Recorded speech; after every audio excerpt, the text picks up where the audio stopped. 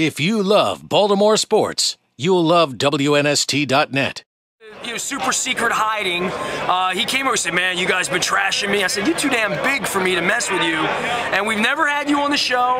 You were raving for, I met you in the lobby, no, 6 months, 6 hours. I met him in the lobby of the Best Western up in Westminster. And then the next day he got hurt and we never heard from him again. Leon Searcy, he has appeared. There he is right here. Can we put the way back clock back to 01 in August and bring it? I think I can bring it back. What you got? Man, how's your arm doing? I mean, it's doing better. Dude, you pulled the muscle off of your bone? I tore my tendon off the bone. And it hurt like hell. I don't think anybody's ever caught up with you. Does it really? Which one? Left or right? I tore both of them, actually. Ooh. Well, you know, I had a career being offensive line. You always use your hands and punching. So it just caught up with me. I just happened to tear him when I was with the Ravens. I mean, do you think back about, what could have been and all? Because every fan of ours does, right? I mean, Jamal got hurt that week. We brought Elvis in. And, Elvis, for all the crap that Billy takes on Elvis still had a phenomenal year, given that we were playing with a 30-something running back in Terry Allen, came in very late. We did not have you. It's a short story, right? I mean, it really is. It was unfortunate. I mean, we got bit by the injury bug during training camp. I mean, I was actually looking forward to playing across the aisle. I mean, Jonathan Ogden is one of the all-time great offensive linemen to play in the history of the NFL. He'll be a first-ballot Hall of Famer. So I was looking at being bookends, him control, locking down the left, me locking down the right.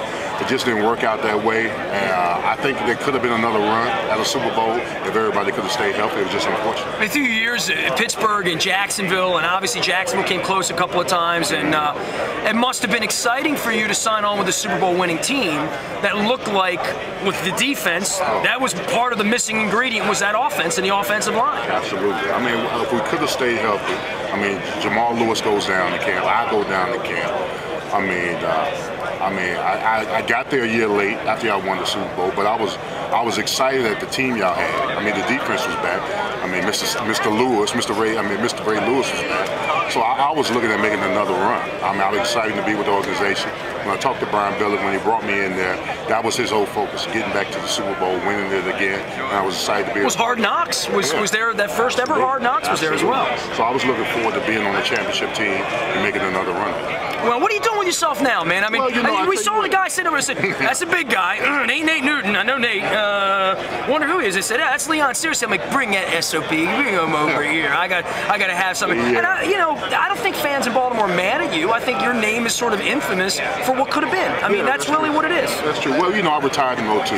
I coached at the school at Florida International University for about 3 to 4 years. O-line? O-line. I was our head offensive line coach. Did you enjoy that? I enjoyed it. I mean, it was nothing better than seeing those kids respond. I was hard on the kids. We had a decent offensive line, but it was nothing like seeing those offensive line take what you teach them on the field and execute it and win football games. Why don't you stick with it? Well, we went 0-12 and got fired. That's what happens when you go 0-12. Okay, yeah, I would say. I didn't wasn't the coaching, it was the talent. You got to have the players. It was a little bit of both. But we went 0-12, and I tried to get back on a couple of other college programs. It didn't work out that way, so I just made the transition into the media. Did some radio, did some TV. Enjoyed what I did, had a great time at it, so I kind of stuck with it. Certainly know the game. Leon. If you love Baltimore sports, you'll love WNST.net.